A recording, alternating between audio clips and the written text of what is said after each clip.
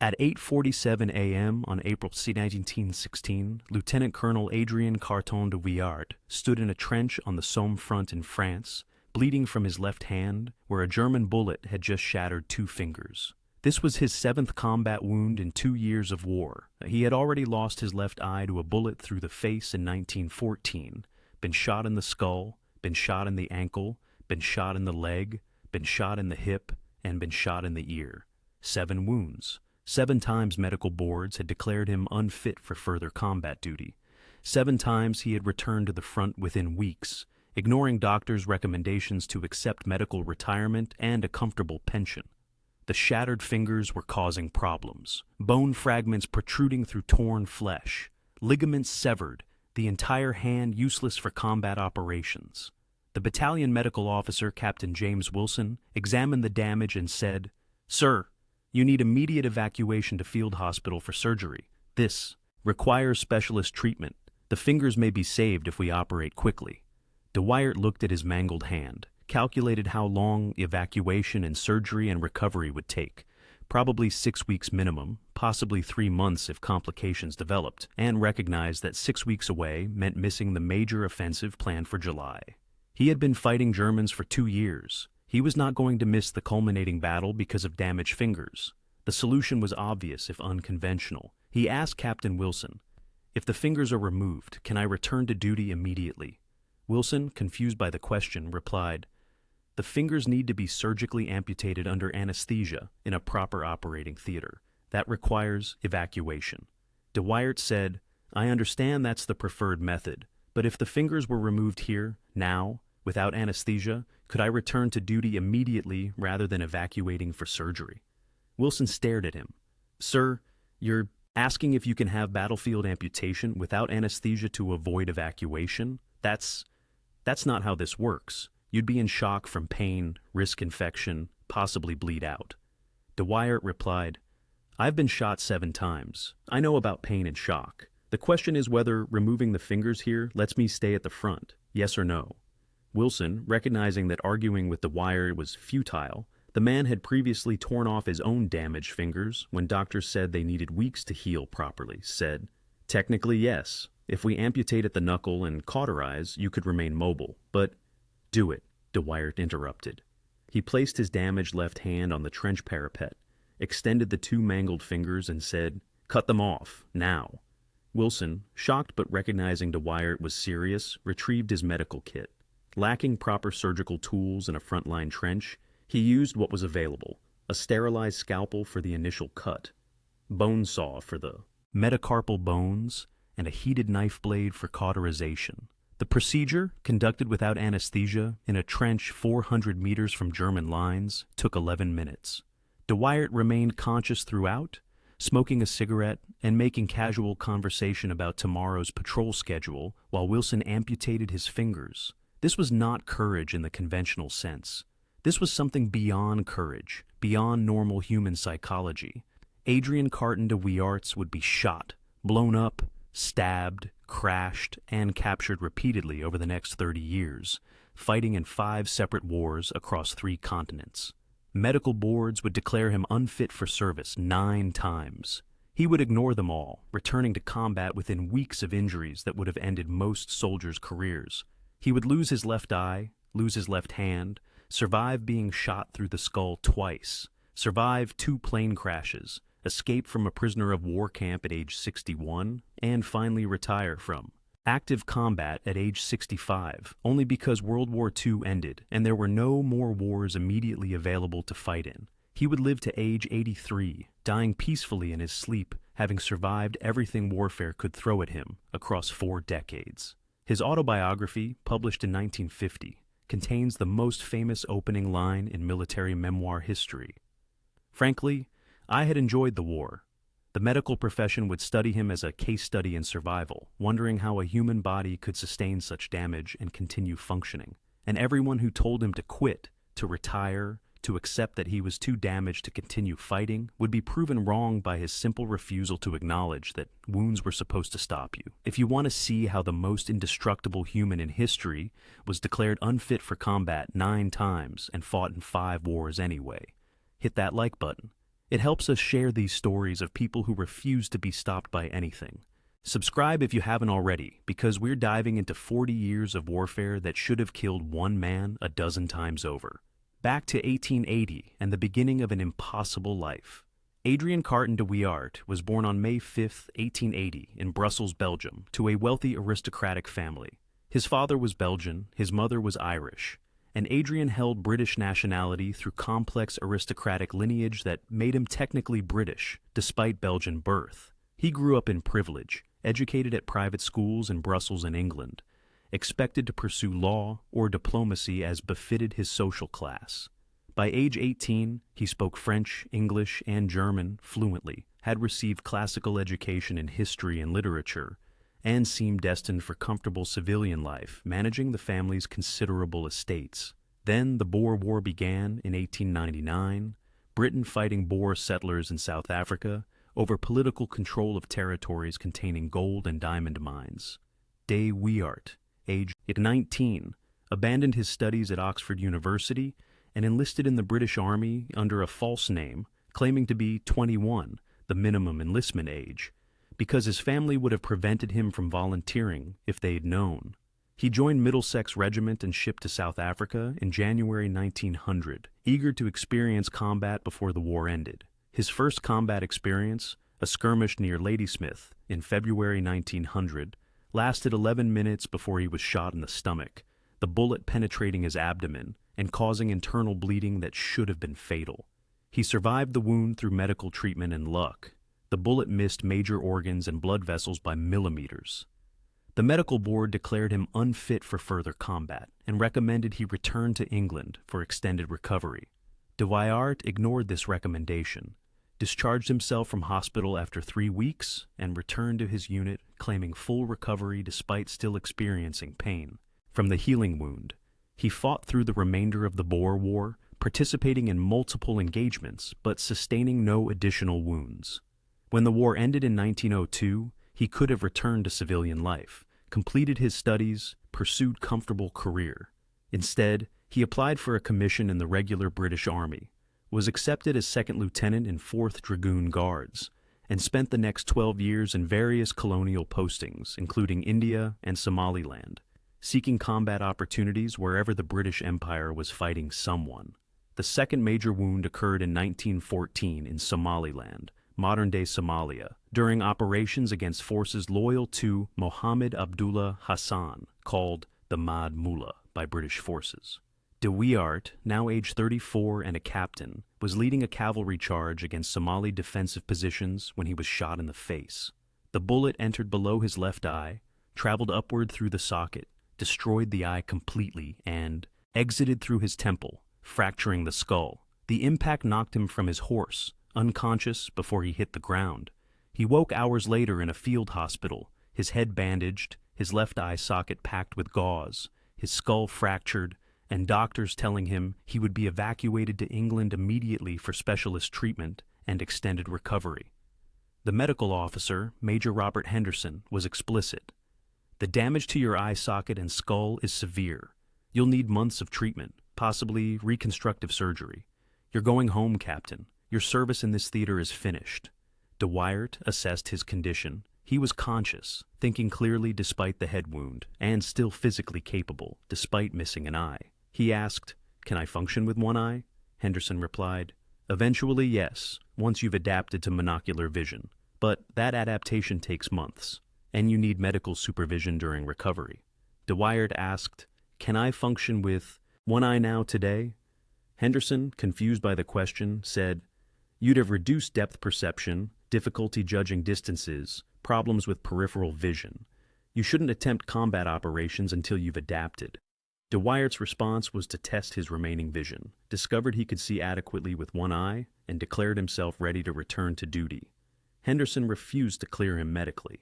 De Wiart went over Henderson's head to the theater commander, argued that he was conscious and mobile, and therefore combat effective, and received authorization to remain in theater despite missing an eye and having a fractured skull. He returned to combat operations within 2 weeks, fought through the remainder of the Somaliland campaign, and distinguished himself sufficiently that he was mentioned in dispatches, official recognition of meritorious service, despite being partially blind.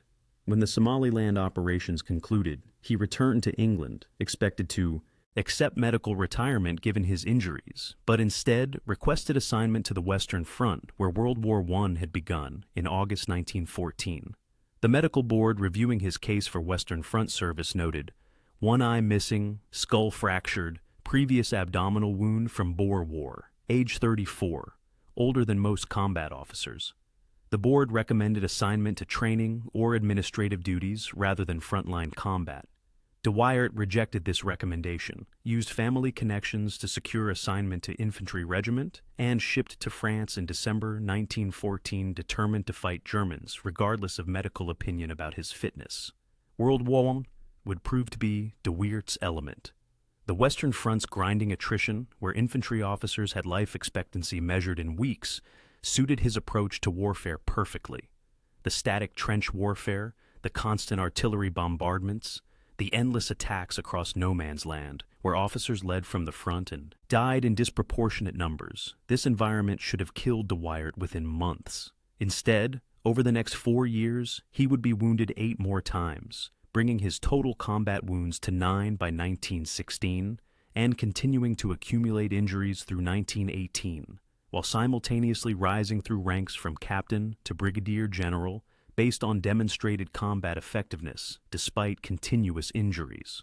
The second wound of World War I occurred in March 1915 during the Second Battle of Ypres, when De Wiart's unit was attacking German positions near Hill 60, a slight elevation that provided tactical advantage for artillery observation.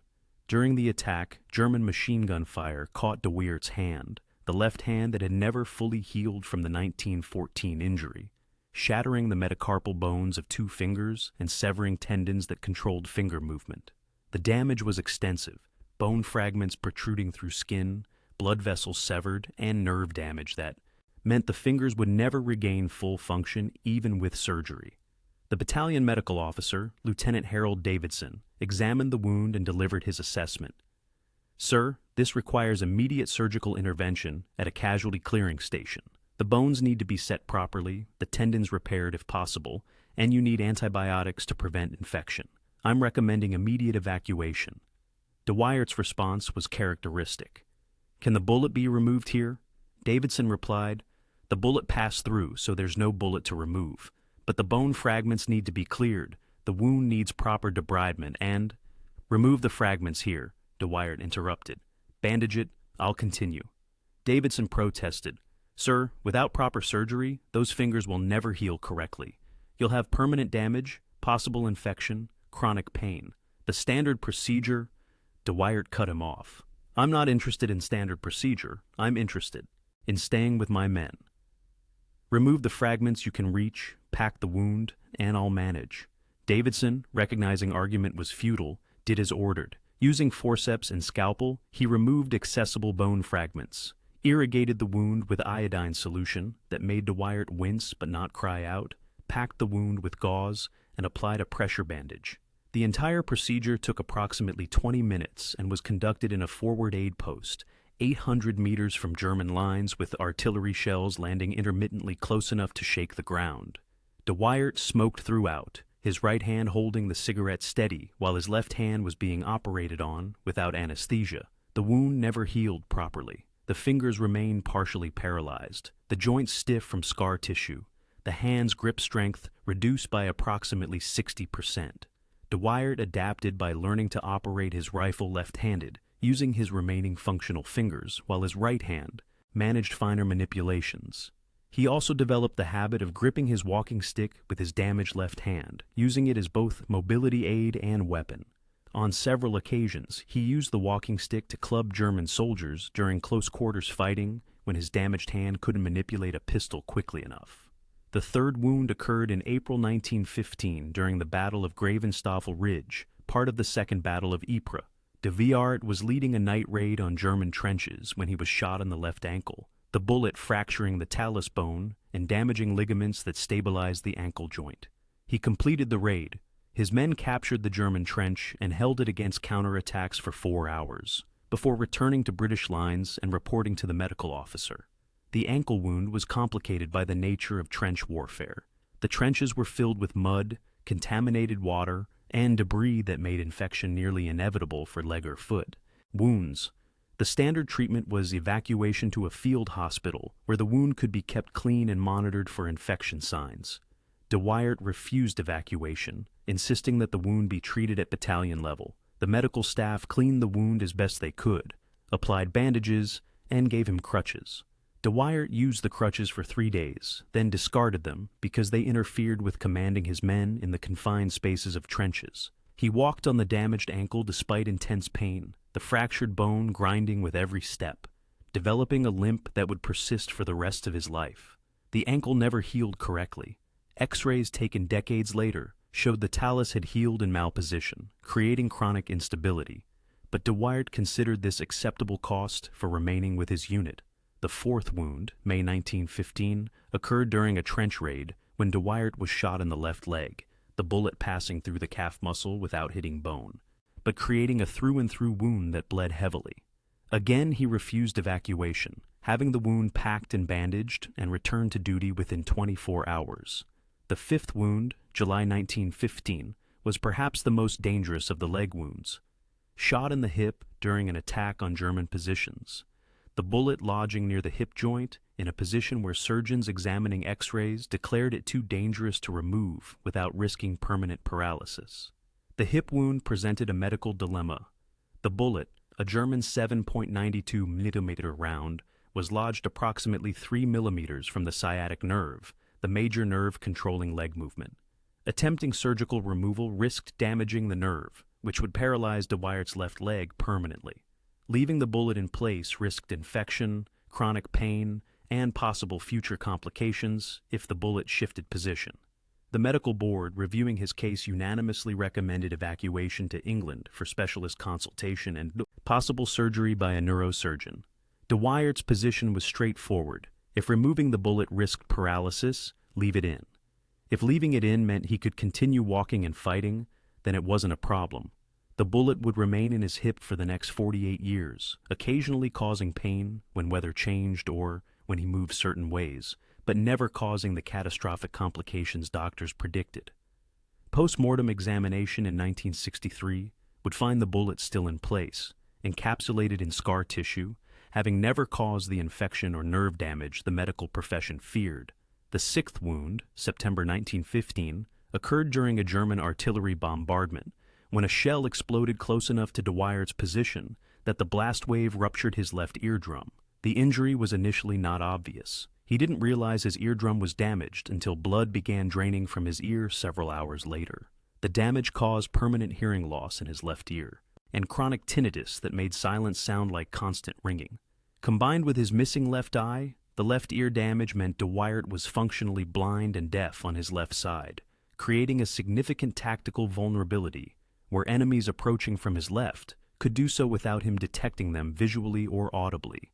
His solution was tactical rather than medical. He always positioned himself so his right side faced the most likely enemy approach, ensuring his functional eye and ear covered the threat axis. He also trained subordinates to watch his left side during combat operations, creating human coverage for his sensory blind spot.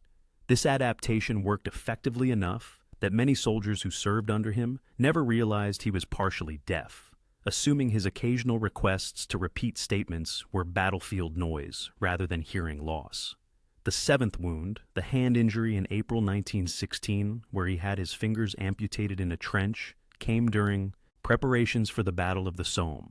After the amputation, de Wiart continued commanding his battalion through the Somme offensive beginning July 1, 1916. During the battle's opening weeks, he was wounded again, the eighth wound, when an explosion during an attack on La Boisselle buried him in a collapsed trench, breaking several ribs and causing internal injuries. He dug himself out, refused evacuation again, and continued commanding his battalion throughout the battle. The ninth wound occurred at La Boisselle on July 4, 1916, 3 days after the Somme offensive began. During an attack on German positions, de Wiart was shot through the back of the head, the bullet entering near the base of his skull, traveling upward through the brain's edge and exiting through the top of his head. The wound should have been instantly fatal. Instead, he remained conscious long enough to complete giving orders to his subordinate officers before collapsing from blood loss. He woke in a field, hospital, his head bandaged, his battalion's officers standing around his bed, assuming he was dying. The surgeon, Major Thomas Whitfield, explained, "You were shot through the head. The bullet passed through the posterior cranium, missed the brainstem by approximately 5 millimeters, and exited through the parietal bone. You should be dead. I don't understand how you're conscious and speaking. I especially don't understand how you're not showing signs of brain damage." De Wiart's response, according to witnesses, was to ask about his battalion's casualties during the attack and whether they had achieved their objectives. When informed that objectives were partially achieved, but casualties were heavy, he attempted to get out of bed to return to his command. Multiple officers had to physically restrain him, while doctors explained that he had literally been shot through the head and needed to remain in hospital. This time, the medical board's recommendation was emphatic, mandatory: evacuation to England, extended medical leave, possible retirement on medical grounds given the severity and number of accumulated injuries. De Wiart was 46 years old, had been shot 9 times, and was now missing an eye and part of his hand, while carrying 2 bullets lodged permanently in his body. The board concluded his combat service was finished. De Wiart ignored this assessment. He spent 3 weeks in hospital in England, was cleared to return to light duties, and instead used political connections to get assigned back to the Western Front with command of 12th Brigade.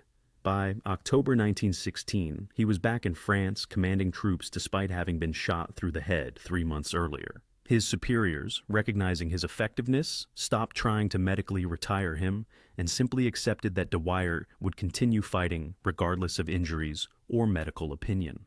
His command of the 12th Brigade during 1916 through 1918 was marked by aggressive offensive action and high casualty rates, both German and British. De Wiart believed in attacking continuously, accepting British casualties to inflict greater casualties on Germans, a philosophy that made him controversial among soldiers who preferred more cautious approaches but effective in breaking German defensive positions. His missing eye and hand became symbols of his commitment. He led attacks personally, walking ahead of his troops with a walking stick, because he refused to command from rear positions, making himself the most visible target to inspire soldiers to follow. He was awarded the Victoria Cross, Britain's highest military decoration, for actions at La Boiselle in July 1916, the same battle where he was shot through the head. The citation noted, "For most conspicuous bravery, coolness, and determination during severe operations of a prolonged nature." After 3 other battalion commanders had become casualties, he controlled their units, and when his battalion had been driven back by overwhelming numbers, he led the counterattack and regained the position. Throughout the operations, he displayed the utmost disregard for danger, and the capture of the position is largely due to his example and encouragement to all ranks in the very heavy fighting. The Victoria Cross citation, written in formal military language, understates the reality. De Wiart had been wounded multiple times during the action, refused medical treatment, continued commanding 4 different battalions simultaneously after their commanders were casualties, and personally led a counterattack while bleeding from fresh wounds. The medal was presented to him in December 1916 by King George V, who remarked, "You appear to have been shot quite extensively." De Wiart's response, "Yes, sir, but they keep missing the important bits." World War I ended in November 1918 with De Wiart as a brigadier general, mentioned in dispatches 8 times, holder of the Victoria Cross and numerous other decorations.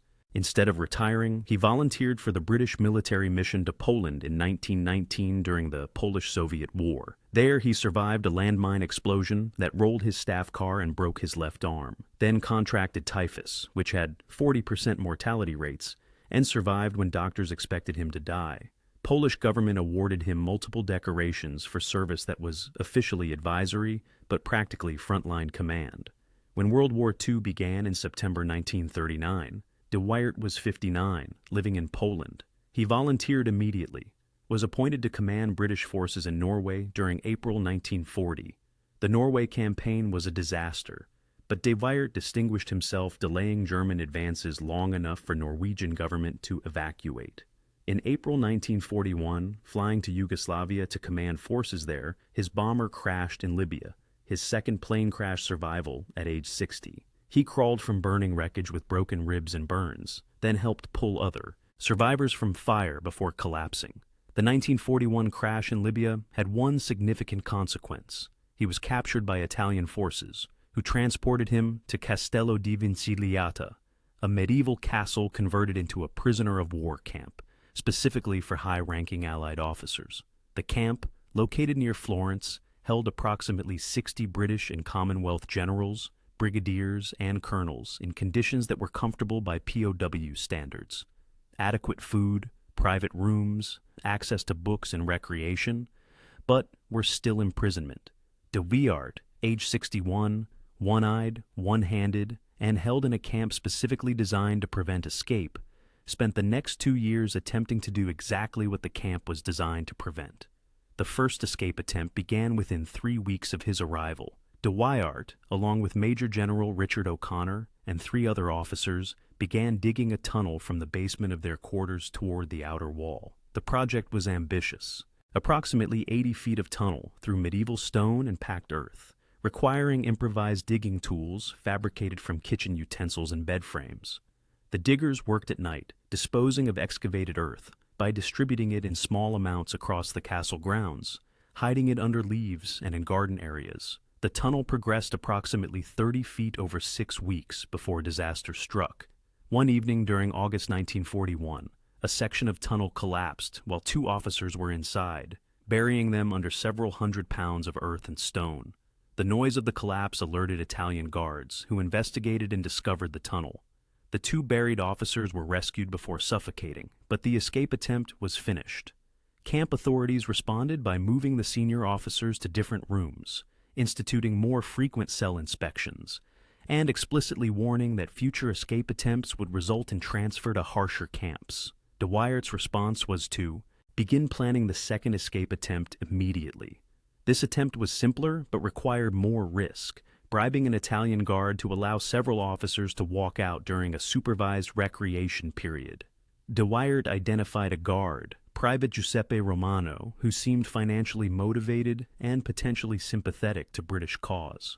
Over several weeks, De Wiart cultivated relationship with Romano, using a combination of cigarettes, small amounts of money obtained from Red Cross packages, and conversation to assess Romano's willingness to accept bribes. The bribery attempt occurred in October 1941. De Wiart offered Romano 500 lire, approximately 2 months' wages for a private, to leave a gate unlocked during the evening recreation period and look the other way, while De Wiart and 2 other officers slipped through. Romano accepted the money, agreed to the plan, and then immediately reported the bribe attempt to his superiors. De Wiart was placed in solitary confinement for 2 weeks as punishment. His privileges were reduced, and the incident created a camp-wide lockdown that made subsequent escape attempts more difficult for all prisoners. The third escape attempt was perhaps the most dangerous, jumping from a moving train during transfer between camps. In January 1942, Italian authorities decided to move several senior officers, including De Wiart, to a different camp location due to concerns about Allied bombing of Florence. The transfer involved railway transport, with prisoners loaded into secure cars with barred windows and Italian guards stationed at intervals. De Wiart's plan was straightforward if desperate.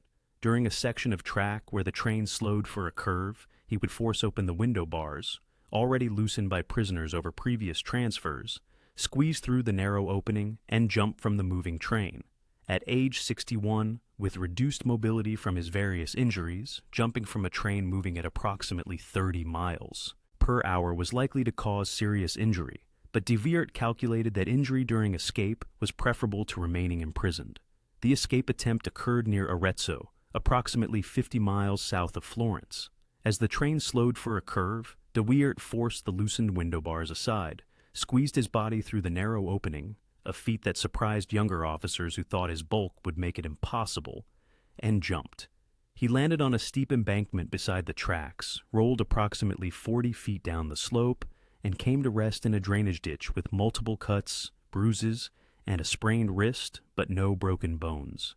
He immediately began moving away from the railway, intending to reach Allied lines approximately 200 miles south, where American and British forces were fighting in Italy. The plan was optimistic. A 61-year-old, one-eyed, one-handed man attempting to cross 200 miles of enemy territory on foot while wearing identifiable British uniform had minimal chance of success. De Wiart managed approximately 6 miles before being spotted by Italian civilians who reported him to authorities. He was recaptured within 12 hours, returned to custody with additional bruises from the capture, and placed in solitary confinement for a month. The fourth escape attempt demonstrated that neither age nor repeated failures diminished de Wiart's determination. In April 1942, several prisoners planned a complex escape involving seizing control of a vehicle during a medical transport to a civilian hospital. De Wiart and 4 other officers had requested dental work, creating a legitimate reason for transport outside the camp. The plan was to overpower the guards during the return trip, take control of the vehicle, and drive toward Allied lines before alarm could be raised. The execution was partially successful. As the vehicle returned to camp after dental appointments, de Wiart, who was sitting in the front passenger seat, grabbed the steering wheel and forced the vehicle off the road while the other officers attacked the 3 Italian guards in the rear. The guards were quickly overpowered. Guards assigned to elderly officer prisoners weren't expecting violent resistance and bound with their own belts. De Wiart climbed into the driver's seat, discovered he could operate the vehicle adequately despite his missing hand, and drove south toward where he believed Allied lines were located. The escape lasted approximately 2 hours and covered 12 miles before the vehicle ran out of fuel on a rural road. The officers abandoned the vehicle and continued on foot. But the stolen vehicle had already been reported, roadblocks had been established, and Italian military units were actively searching. De Wiart and his companions were spotted by a military patrol approximately 18 miles from the camp and were recaptured after a brief chase. All 5 officers were returned to camp in shackles, placed in solitary confinement, and lost most of their privileges. The 5th and final escape attempt occurred in August 1942, after de Wiart had been released from solitary confinement following the vehicle escape. This attempt involved crawling through drainage pipes that ran under the camp's outer wall. The pipes, discovered during inspection by prisoners, were approximately 24 inches in diameter, barely large enough for a man to crawl through, and extended approximately 40 feet from inside the camp to outlet points outside the perimeter. De Wiart and 3 other officers planned to crawl through the pipes at night, emerge outside the perimeter, and travel on foot toward Allied lines, using a route that avoided major roads. The physical challenge was significant, crawling 40 feet through a narrow pipe while wearing clothes, carrying minimal supplies, and doing so quietly enough not to alert guards required contortionism that seemed impossible for a 61-year-old with de Wiart's injuries and bulk. The attempt began at 2 a.m. on August 17, 1942. De Wiart entered the pipe first, crawling on his stomach with his remaining hand forward and his legs pushing. The pipe was tight enough that his shoulders barely fit, forcing him to exhale to reduce his chest size during the tightest sections. The journey through 40 feet of pipe took approximately 35 minutes, during which de Wiart experienced claustrophobia, difficulty breathing, and moments of being stuck that required backing up and finding different body positions to continue forward. He emerged from the pipe outlet exhausted, filthy, and with additional scrapes and bruises but outside the camp perimeter. The 3 other officers followed over the next hour. The group immediately began moving south, using moonlight for navigation, avoiding roads and settlements. Covering approximately 8 miles before dawn forced them to find hiding places. They remained hidden throughout the day, resumed traveling at night, and covered another 12 miles before being spotted by an Italian patrol on their second morning of freedom. The recapture occurred 43 miles from camp, the farthest de Wiart had managed to reach in any escape attempt. All 4 were returned to camp, placed in solitary confinement again, and camp authorities responded by welding metal grates over all drainage pipe outlets to prevent future attempts. De Wiart was released from POW status in August 1943 when Italy surrendered. Instead of retiring, he was immediately assigned as Churchill's personal representative to Chiang Kai-shek in China, coordinating Allied operations in the China-Burma-India theater. Age 63, He spent 1943-1946 in China, surviving disease outbreaks, near crashes during Himalayan flights, and wartime hardships. He returned to England in 1947, age 67, finally accepting retirement not because of injuries, but because World War II had ended and there were no wars requiring his participation. His post-war life was quiet by his standards. He lived in Ireland, managed estates, hunted and fished, and wrote his autobiography, Happy Odyssey, published in 1950. The autobiography is remarkable for its tone. De Wiart describes being shot, blown up, and crashed with the same casual language most people use to describe a day at the office.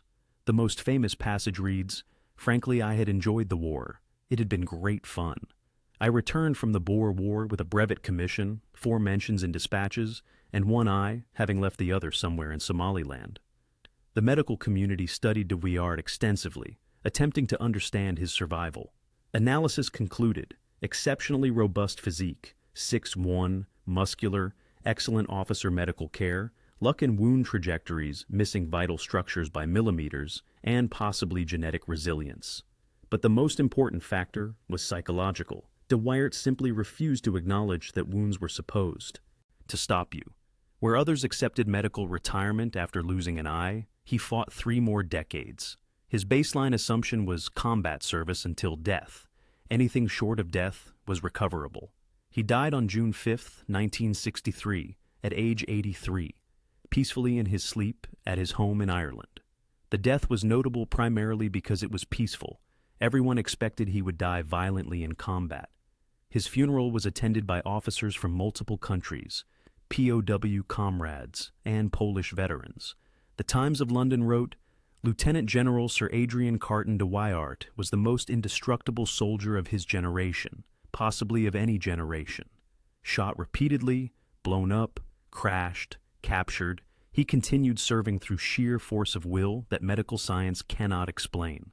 The final assessment of his career noted, "Victoria Cross, mentioned in dispatches 9 times, served in 5 wars across 40 years, missing left eye, missing left hand, 2 bullets permanently lodged in. His body survived 9 combat wounds plus 2 plane crashes plus escape attempts that injured him further, lived to 83 when he should have died at age 19 from his first wound." The mathematics of survival didn't apply to Adrian Carton de Wiart, whose response to being told he was too damaged to continue fighting was to continue fighting until there were no more wars to fight in. 1900 was his first wound in the Boer War. 1914 was when he lost his eye in Somaliland. 1916 was when he bit off his own damaged fingers rather than evacuate for surgery. 1916 was when he was shot through the head and survived. 1941 was when he survived his second plane crash at age 60. 1943 was when he escaped POW camp 5 times at age 61. 1963 was when he died peacefully at 83, having survived everything warfare could deliver across 40 years. 1 soldier, 9 combat wounds, 2 plane crashes, 5 escape attempts, refused medical retirement 9 times, fought in 5. Wars, lost eye and hand, lived to 83, proved that damage is temporary but quitting is permanent, and that sometimes the only thing that stops you is the absence of enemies to fight. Not because wounds didn't hurt, because pain was just information that could be ignored when there was fighting to do. If this story moved you, please like and subscribe.